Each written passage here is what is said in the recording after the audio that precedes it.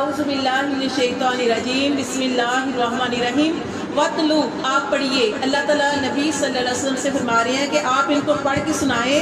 علیہم ان پر نبأ خبر اب نئی دو بیٹوں کی آدم علیہ السلام کے دو بیٹوں کی خبر بالحقی جو کہ سچی خبر ہے.